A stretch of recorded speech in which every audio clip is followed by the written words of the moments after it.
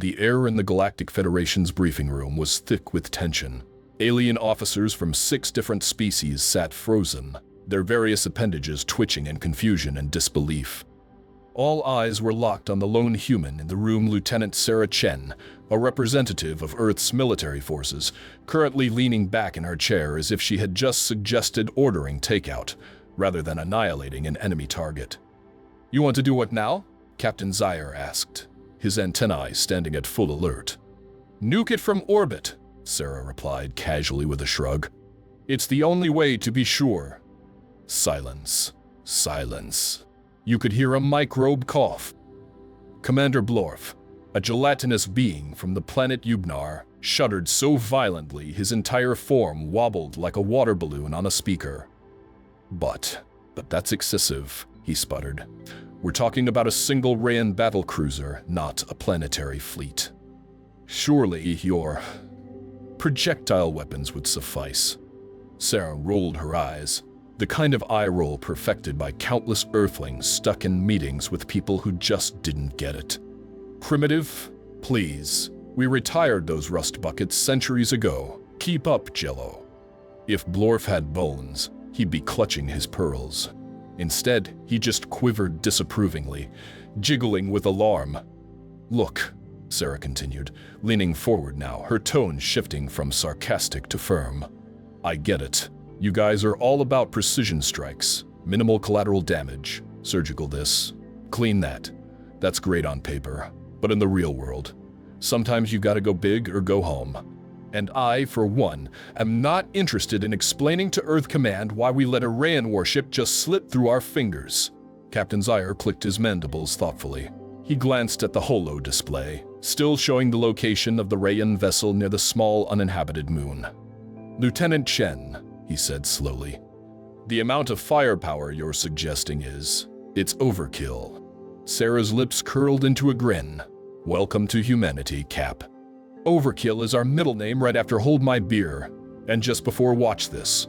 There was a beat of silence before a collective, uneasy rustling swept across the room. Several aliens exchanged nervous glances. They had heard stories about humans, of course. The species that had clawed its way to the stars with nothing but determination and an almost pathological disregard for self-preservation. But this was something else. "Very well," Zyre finally conceded, though his voice sounded like someone who had just agreed to adopt a baby bomb. "We shall nuke it from orbit. But I must register my formal protest regarding the unnecessary destruction of a perfectly good moon in the process." Sarah waved a hand dismissively. "Loans. Theft. They're like space pebbles, plenty more where that came from. Besides, think of the fireworks. It'll be gorgeous." Without waiting for further debate, she stood and strolled out of the room, already calling for the biggest, baddest warhead we've got. Her voice echoed down the corridor like a war cry wrapped in mischief. The aliens remained seated, stunned into immobility. Finally, the ship's AI broke the silence, its voice dry as a Martian desert.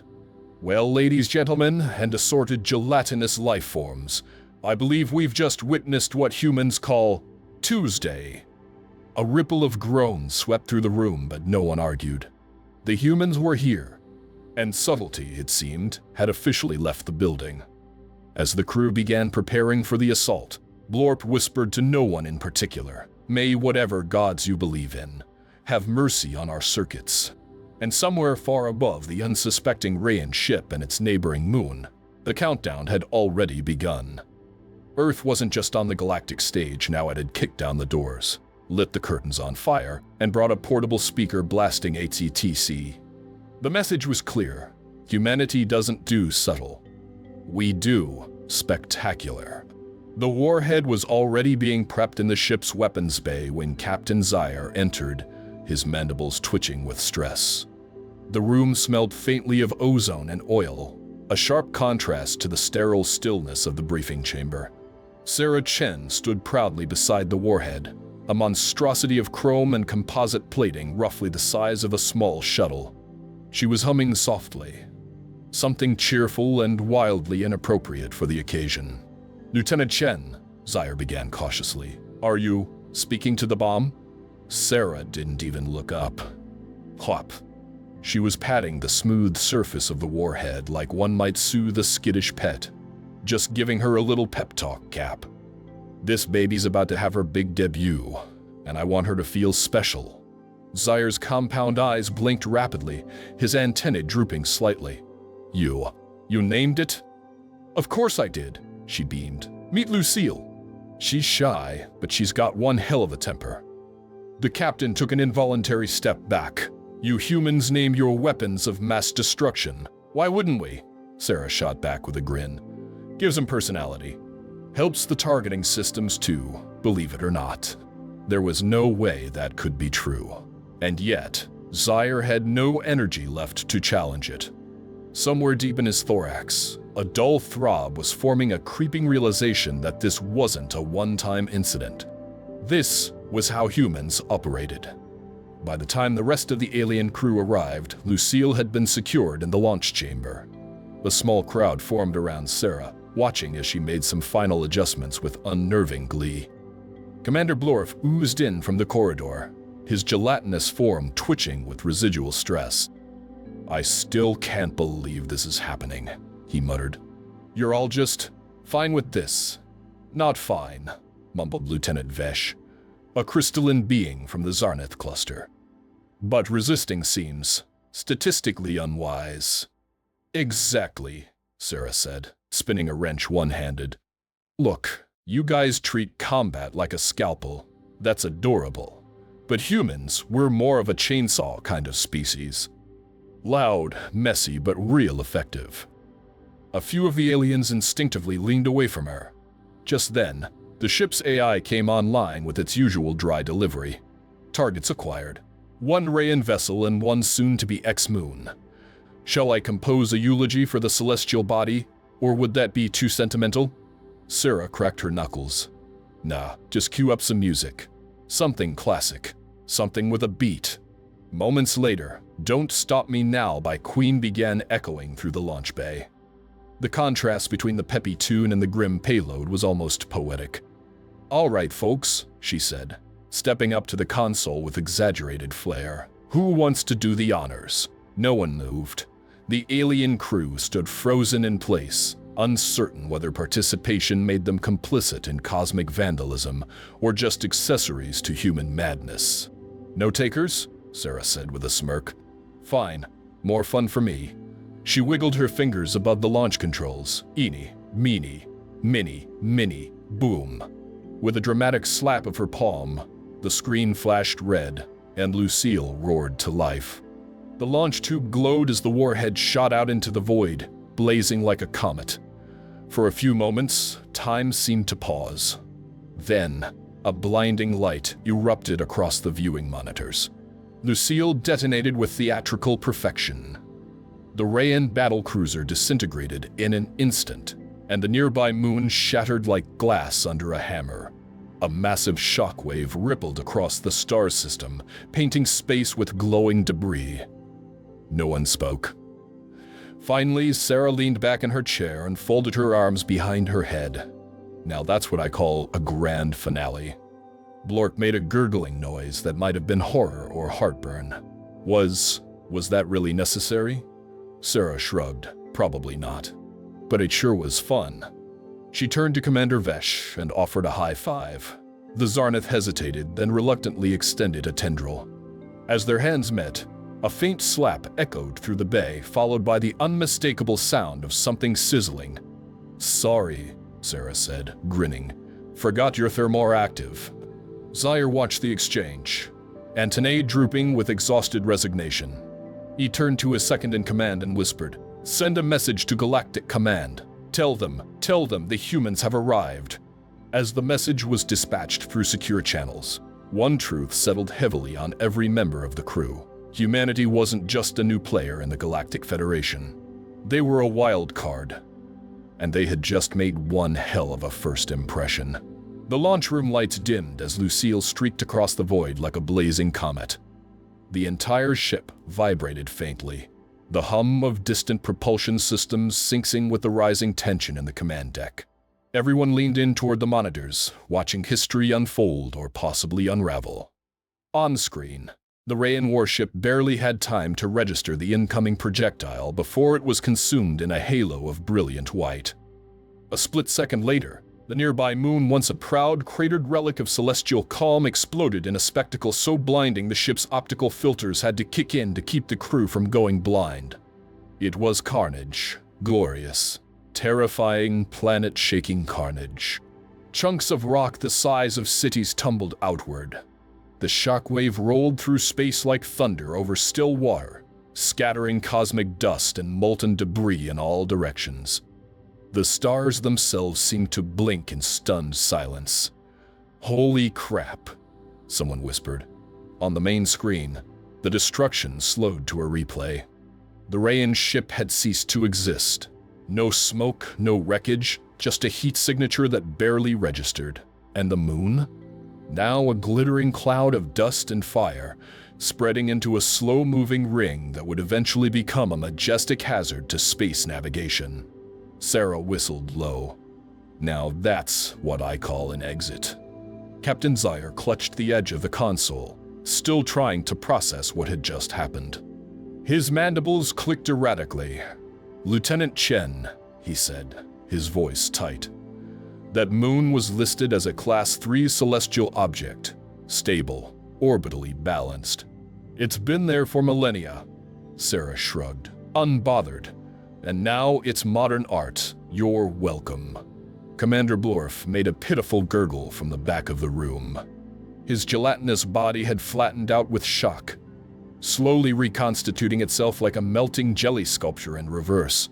"That was an overreaction," he mumbled. "We didn't have to destroy the entire moon." "We didn't have to," Sarah agreed, stretching her arms behind her head. "But you've got to admit nothing says, 'Don't mess with us,' quite like turning a moon into confetti." A silence settled over the bridge. Not from awe, though. There was some of that, but from the dawning realization that this wasn't a fluke. This was standard human protocol. The ship's AI broke the tension with its usual deadpan delivery. Impact analysis complete. Rayan vessel vaporized. Lunar body deconstructed with extreme prejudice. Nearby satellites nudged slightly out of orbit. Probability of future collisions: approximately 17-2. Recommendation: update space traffic warnings. Zire rubbed his forehead. 17%? Correction, the AI continued, rising. Debris field is expanding rapidly. Sarah waved off the warning. "Relax, space is big. Plenty of room out there." "Lieutenant," Zire said, straightening his posture, "I must insist you explain your rationale. This level of destruction was by any reasonable standard excessive." She met his gaze with total calm. "We had one shot, Cap. One chance to make sure that warship didn't escape and regroup. I wasn't about to risk half measures. We've seen what happens when people hesitate. We didn't evolve at the top of a death world food chain just to play nice in the sandbox." Blorp groaned quietly, still unable to fully reform. "I miss sandboxes," he mumbled. "They don't explode." The bridge doors hissed open as several engineers entered, still stunned from the explosion. One of them, a reptilian from the planet Crixos, spoke up. "I've never seen a detonation that precise, or that massive. How did Earth develop this kind of warhead?" Sarah grinned. "Oh, Lucille, that's nothing. She's a mid-grade yield. We've got bigger. I once trained with a device we named Big Bertha. Made Lucille look like a firecracker." The alien engineer backed up instinctively. "You, name all your bombs. Only the fun ones." Captain Zire buried his face in his hands. "This is not sustainable." "Nope," Sarah agreed cheerfully. "But it's effective." The AI chimed in again, now with a faint trace of amusement. "Incoming message from Galactic Command. Mission update received. Immediate clarification requested. Please confirm destruction of Class 3 lunar body." Zire sighed. "How exactly do I explain this?" Sarah raised a hand. "Ooh, I got it. Just tell them it was a bold tactical maneuver executed by a species with a flair for the dramatic."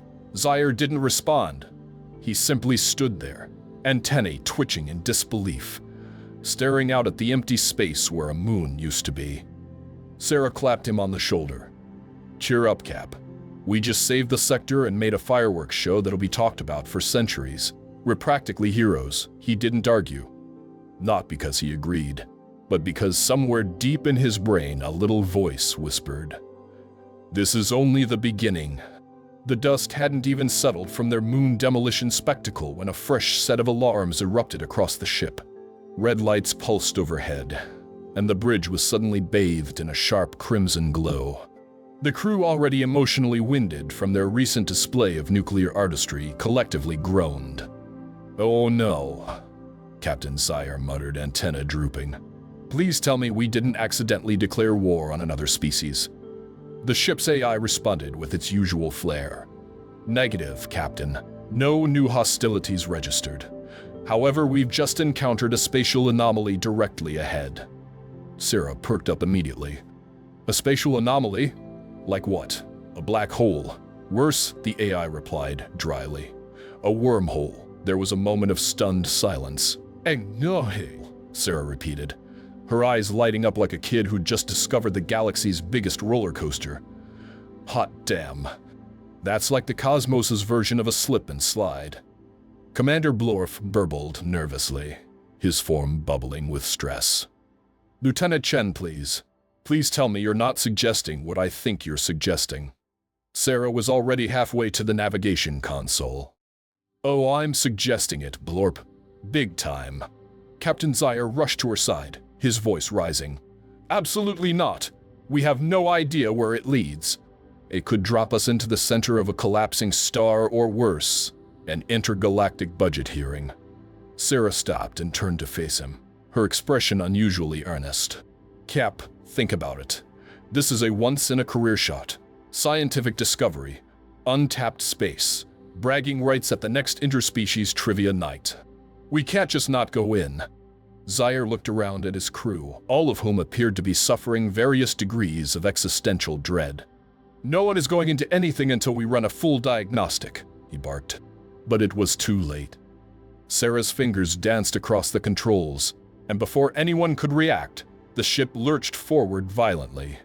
The stars outside blurred into streaks of impossible color as the vessel was pulled into the swirling vortex of distorted space-time. The crew shouted and clung to whatever was bolted down as the ship twisted and stretched in ways that defied logic and likely violated a few physical laws. The AI offered a cheerful update. "Engaged in wormhole traversal. Please do not attempt to stand or blink too fast." Everything became a blur of lights, sound, and feeling. For a brief moment, Sarah was fairly certain she had experienced childhood, old age, and a brief but fulfilling life as a sentient ball of yarn, all within 3 seconds. Commander Blorf, meanwhile, was screaming about his molecules being in the wrong order. Again, eventually, with a thunderous snap of reality reasserting itself, the ship burst out of the wormhole and back into normal space. Everyone groaned. "Status report," Captain Zaire croaked, his voice wobbly. "Did we survive?" The AI answered, slightly more disoriented than usual. "All systems operational. No catastrophic damage.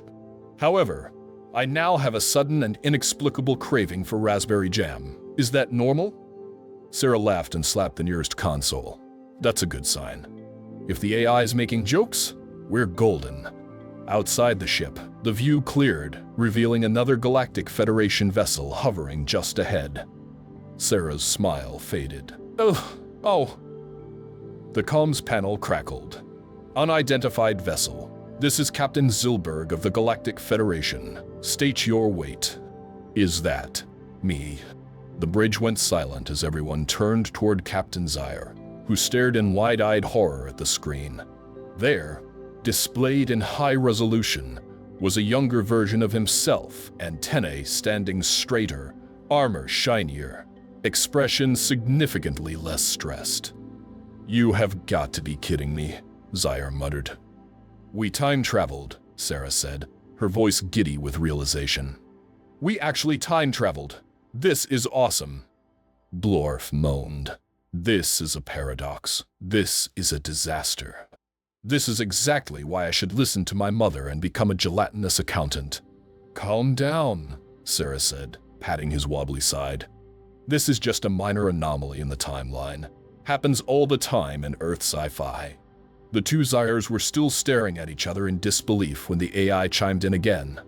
Might I suggest avoiding direct interaction with your past self? Temporal integrity is already holding on by duct tape and sarcasm. The older Zyre turned to Sarah. I swear, if we tear the fabric of the universe in half, then we'll stitch it back up with nukes and duct tape, she said confidently.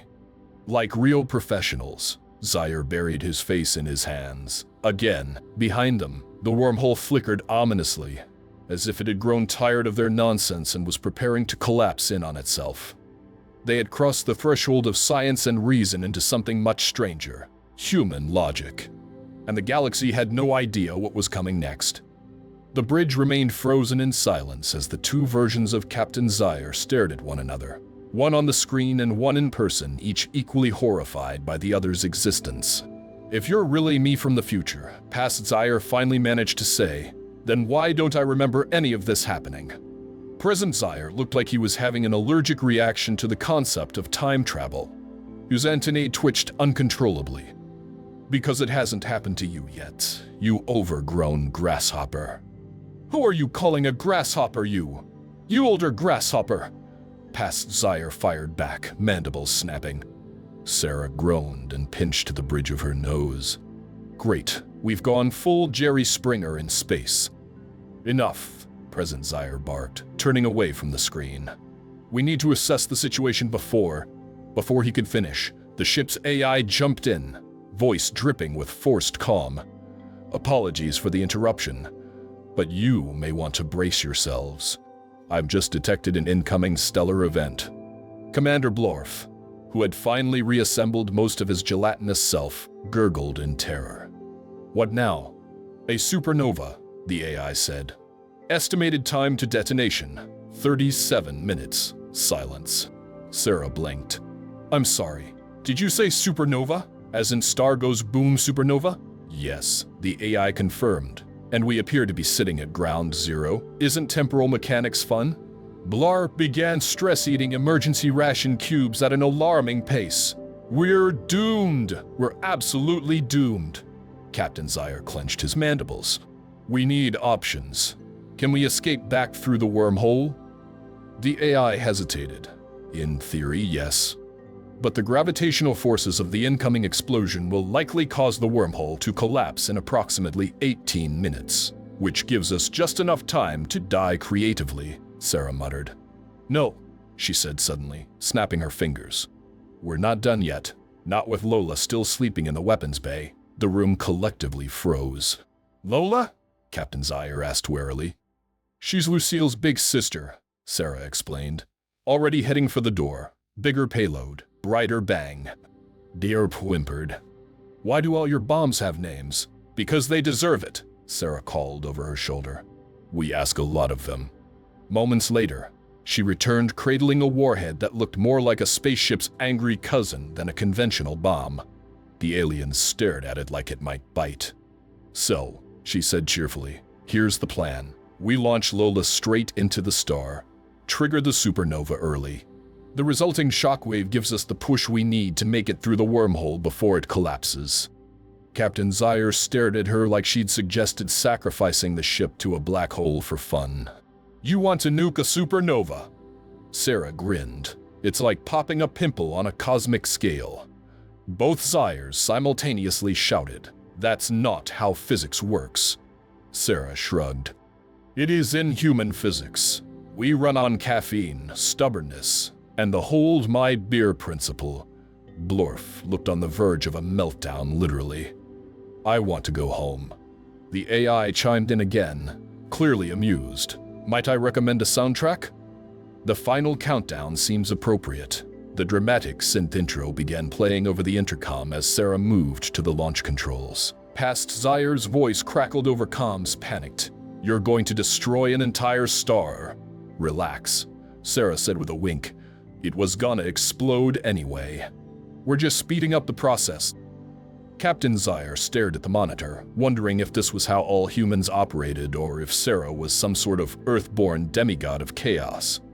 Frankly, he wasn't sure which was worse. With seconds to spare, Sarah launched Lola. The warhead soared into the heart of the unstable star, glowing with terrible beauty. Moments later, the supernova detonated prematurely, an eruption of cosmic energy so intense it painted the void in colors no biological eyes had ever seen. The shockwave struck both ships like a divine fist, hurling them back toward the wormhole. Sarah laughed like she was riding a roller coaster. Zaire screamed like he was in therapy. Blore fainted. The universe convulsed around them, stars warped, time bent, gravity hiccuped. And then, just as quickly as it began, the chaos stopped. They had made it through. Barely. The bridge lights flickered back on, and the crew sat in stunned silence, every one of them processing what had just happened in their own way. Sarah cracked her knuckles with satisfaction. "Well," she said, "that was fun." Captain Zaire leaned against the nearest console, gasping. "I am filing a very strongly worded report when this is over," Sarah smiled. "Sure thing, Cap. Just don't forget to mention the part where we survived because of Lola." The screen flickered once more. The other Zaire ship had vanished back to its proper time, perhaps, and the crew, still alive, still confused, still stuck with a human who treated nuclear physics like performance art. One thing was clear. The paradox hadn't destroyed them, but Sarah's solution had definitely broken a few universal laws. And maybe that was just human nature. The aftermath of the supernova should have brought calm. But aboard the Galactic Federation ship, calm was a myth, especially when Lieutenant Sarah Chen was already cooking up her next act of cosmic madness.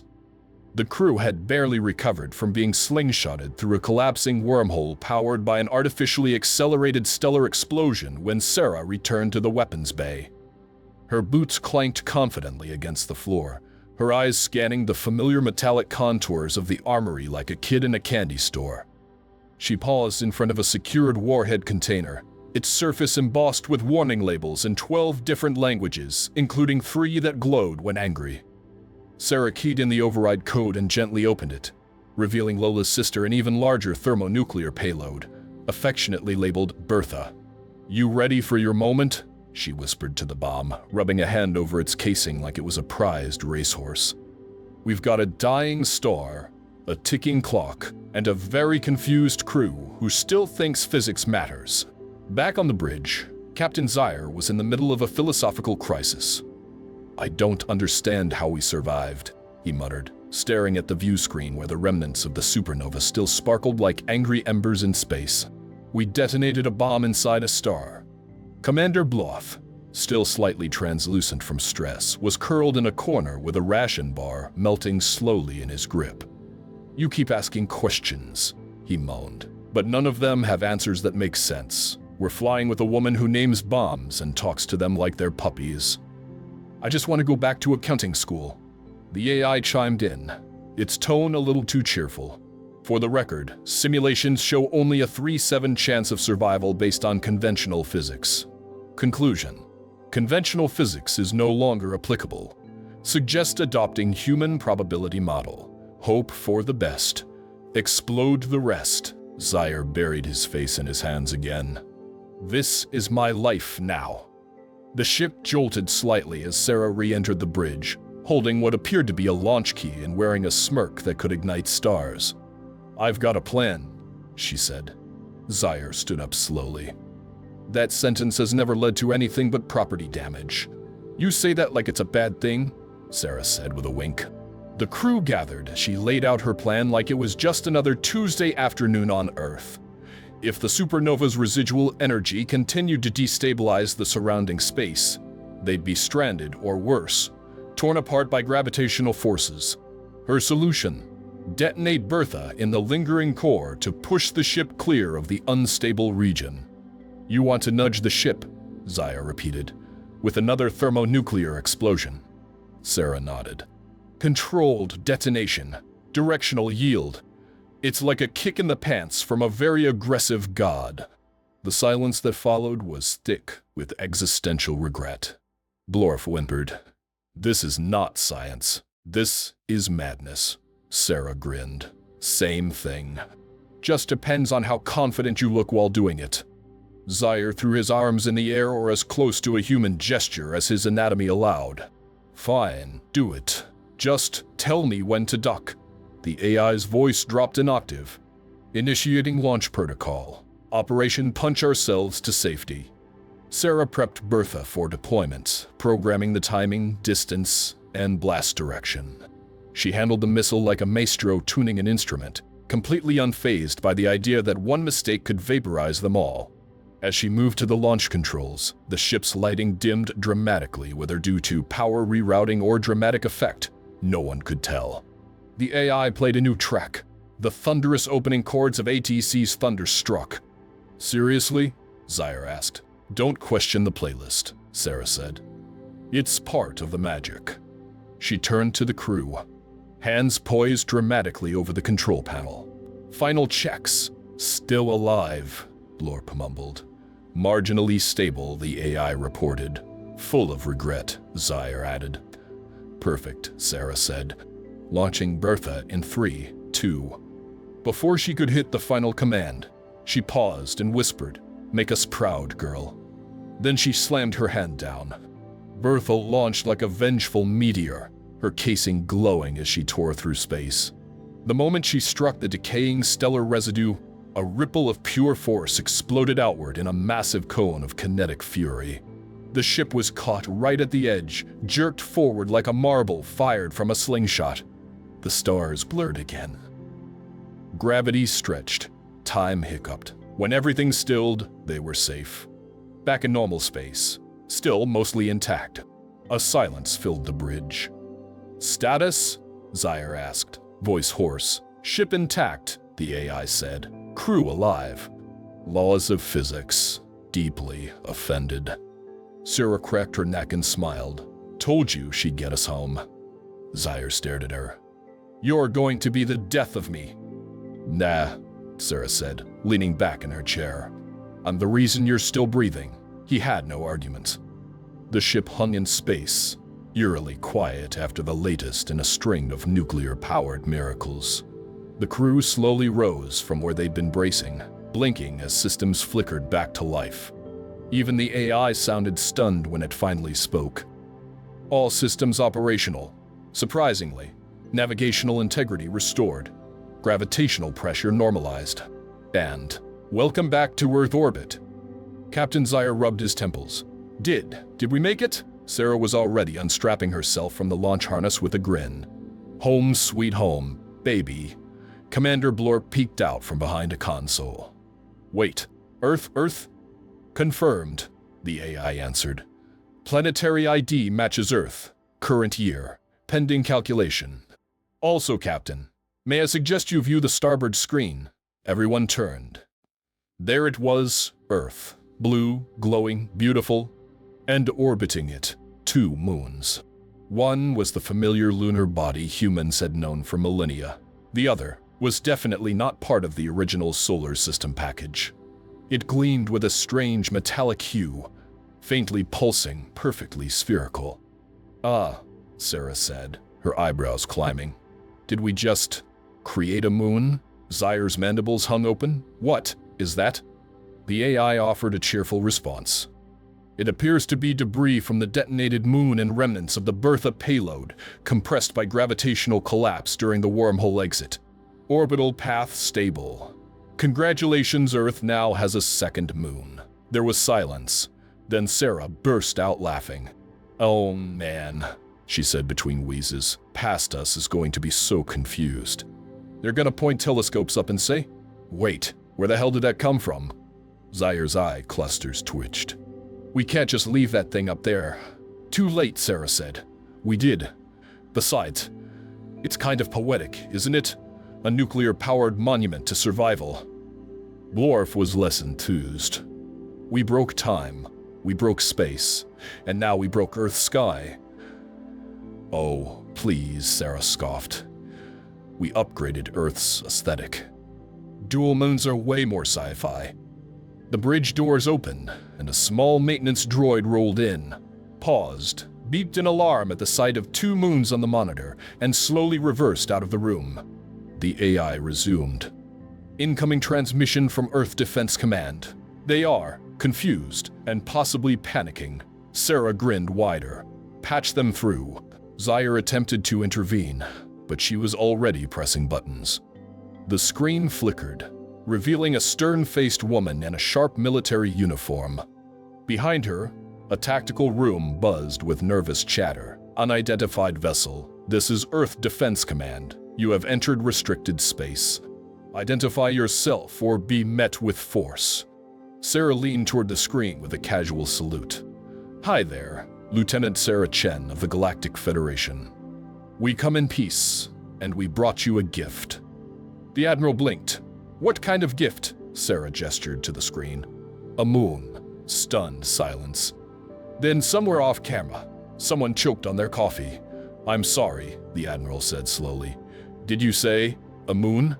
Yup, Sarah replied cheerfully. You're welcome, Earth. Borf groaned into his hands. I can't do this. This is above my pay grade. Captain Zaire looked like he'd aged 10 years. Lieutenant, do you have any idea the level of paperwork this is going to generate? Oh, I'm writing the report myself, Sarah said, already pulling out a datapad. Working title: That time we accidentally created the moon. Subtitle: How to win friends and terrify galactic bureaucracy. Zaire dropped into the captain's chair like a man who had just watched his sanity physically leave the room. You're going to get us court-martialed. Nah, Sarah said, waving him off. They'll probably build statues, or at least name the new moon after us. I vote for Lunarella. Has a nice ring, or Bertha's Revenge, the AI added. Zaire twitched. Stop helping. Blorf finally looked up, utterly resigned. You know what? Fine, let's name the damn moon. Let's add it to the planetary registry. Let's pretend this is normal. Sarah beamed. That's the spirit, Blorp. We'll make a human out of you yet. Please don't, he whimpered, as the ship drifted in low orbit, Earth's new 2-moon silhouette casting an almost mystical glow. One thing was clear. There would be questions. There would be investigations, but for now there was just awe. Below, on Earth, observatories were lighting up. Scientists were scrambling. Conspiracy theorists were screaming. And across every screen on the planet, humans stared up at the sky, wondering when they got a second satellite. Sarah folded her arms, satisfied.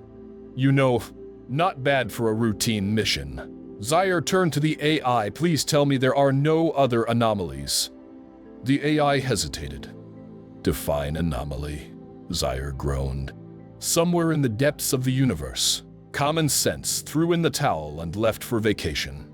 Because if this was what humans called a successful outcome, the galaxy had better brace itself. They were only just getting started. As the ship slowly drifted through Earth's orbit, casting a shadow across oceans and continents below, Sarah Chen stood at the helm, arms crossed, watching the blue marble rotate beneath them. Her expression? Smug satisfaction. Not bad for a Tuesday, she muttered. Captain Zaire was not so impressed. He sat slumped in his command chair, antennae twitching as he stared at the second moon now prominently hanging beside the original. You've created a celestial incident. Earth now has 2 moons. 2. Sarah shrugged. Technically, I helped Earth achieve a bold new orbital symmetry. You're welcome.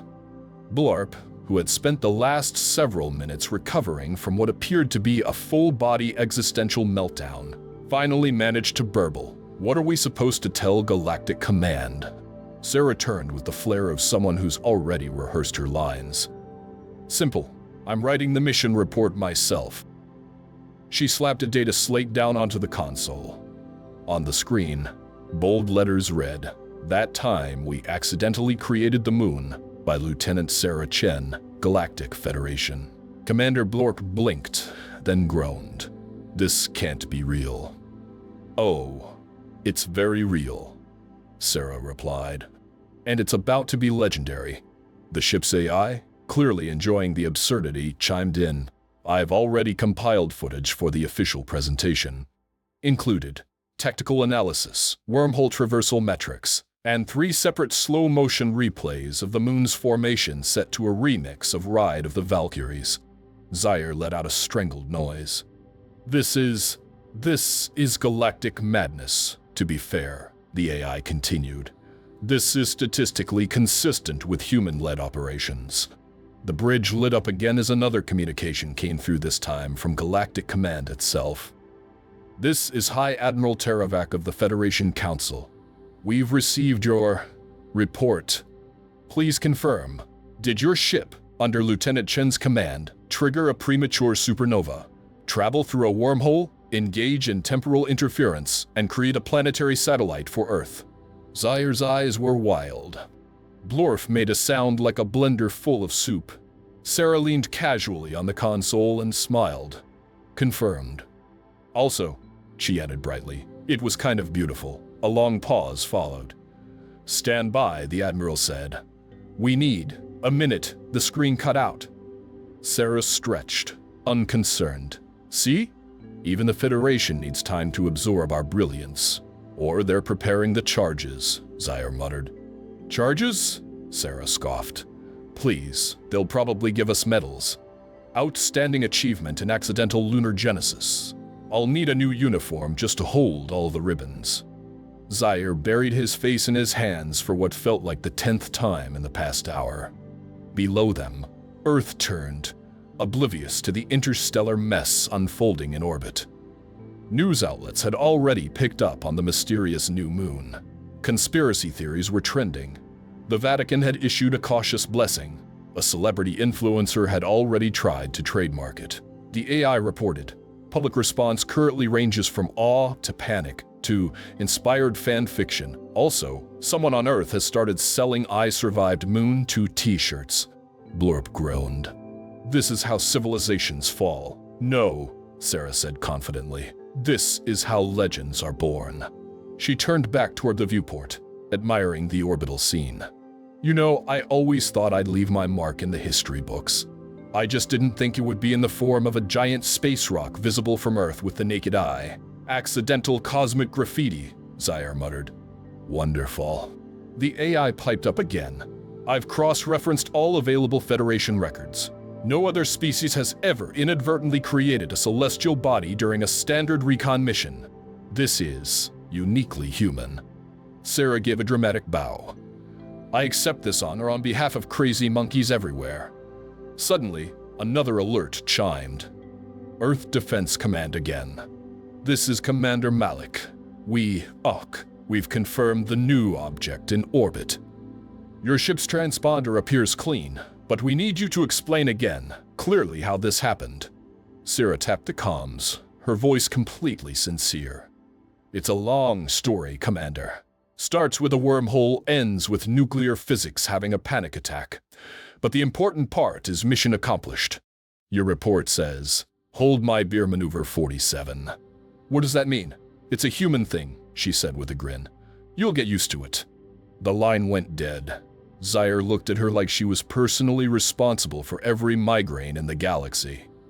You've broken the laws of physics. And replaced them, she replied smoothly with something more entertaining. As the ship began its descent toward Earth for debriefing, Sarah gazed at the second moon again. It hovered like a monument to every ridiculous, daring, logic-defying decision they'd made. And it glowed. It's weird, she said softly, but it kind of feels like home now. Home, Zaire snapped. It's a bomb-born moon. Exactly, Sarah replied, dead serious. Very on brand for humanity. Blorp just sighed. The universe isn't ready for us, is it? Nope, Sarah said. But ready or not, here we come. And somewhere far away in the quiet corners of the cosmos, the laws of physics huddled together in terror and prayed they'd survive the next mission.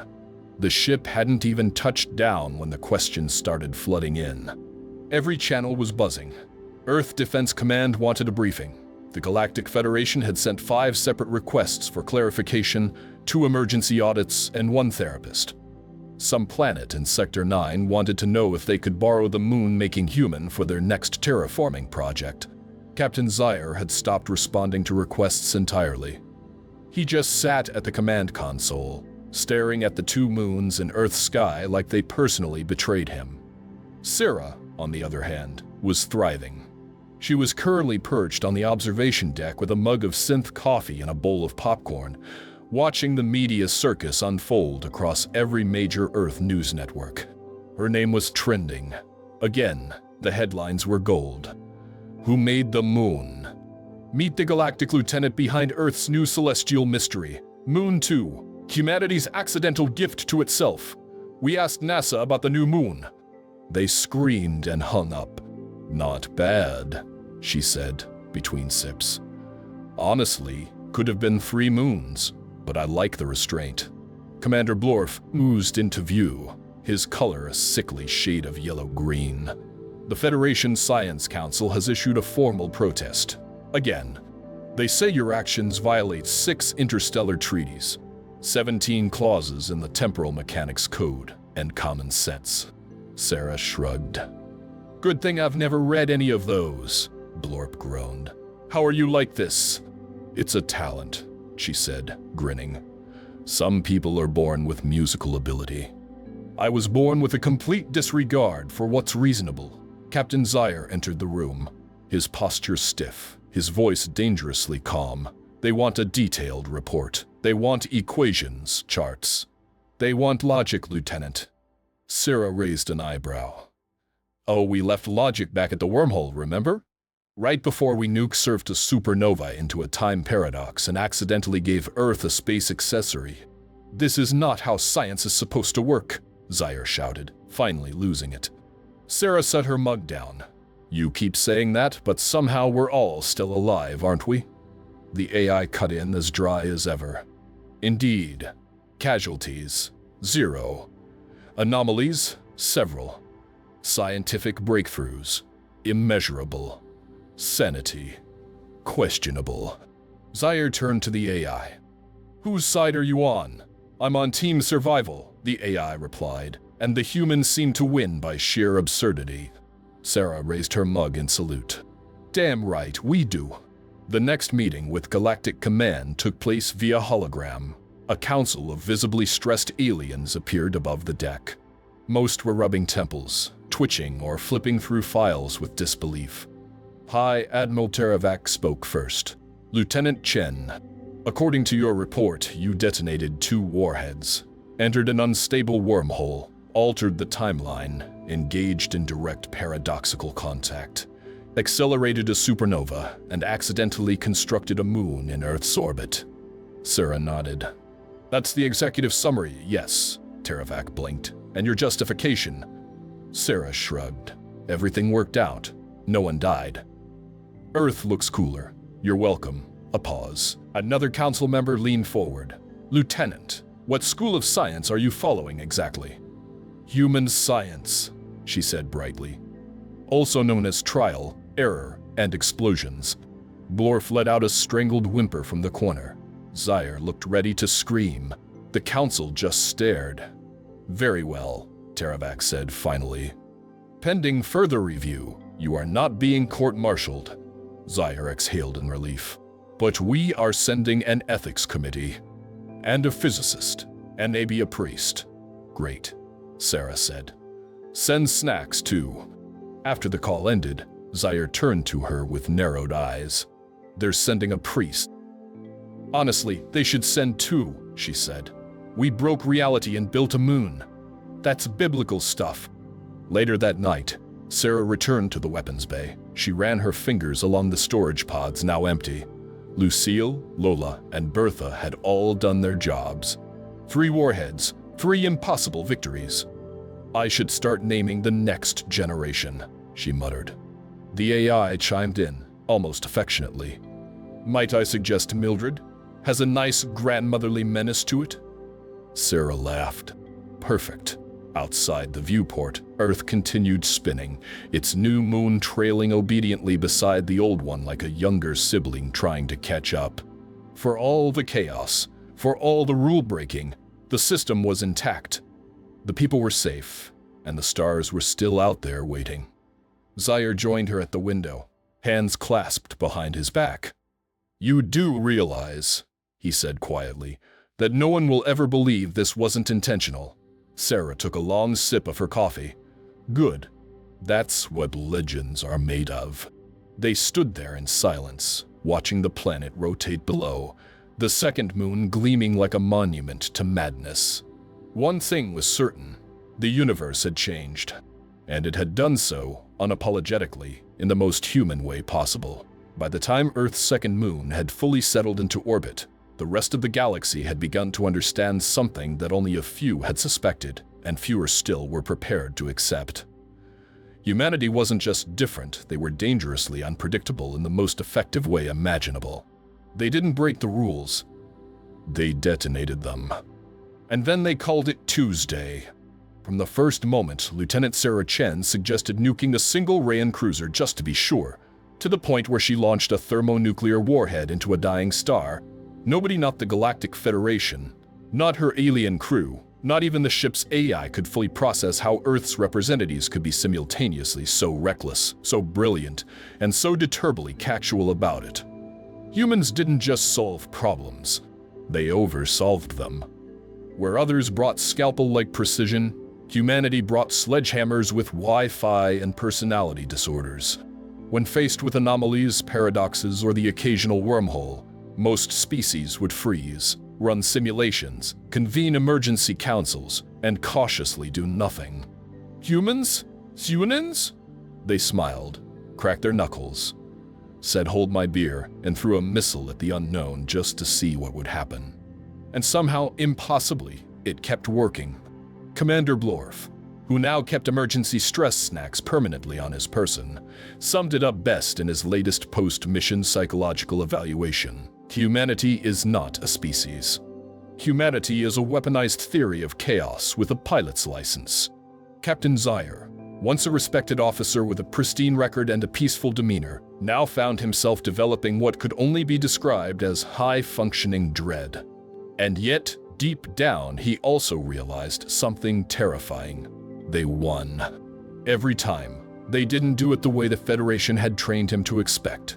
They didn't rely on probabilities or treaties or established doctrine. They didn't lean on hierarchy or interstellar norms. No, humans leaned on instincts, improvisation, gut feelings, and a kind of wild-eyed determination that ignored the odds and laughed in the face of logic. And in that disregard lay something rare, something powerful. Because when other species planned, humans acted. When others calculated risk, humans embraced it. And when the universe said no, humanity kicked in the door and said, "Too bad we brought explosives." On Earth, the second moon was already being mapped, studied, and inevitably commercialized. It had been dubbed New Luna by official scientists and Boomy by internet polls. People had begun writing songs about it. Some had proposed colonizing it. One company had already released lunar-themed snacks inspired by humanity's most chaotic space win. Meanwhile, the Federation had filed no fewer than 83 internal investigations, all of which came back inconclusive because despite all reason, the human-led mission had succeeded. The wormhole was closed, the Rayan threat was neutralized, and no one had died unless you counted the moon. Sarah Chen was hailed as a menace by some, a folk hero by others, and a scientific anomaly by most.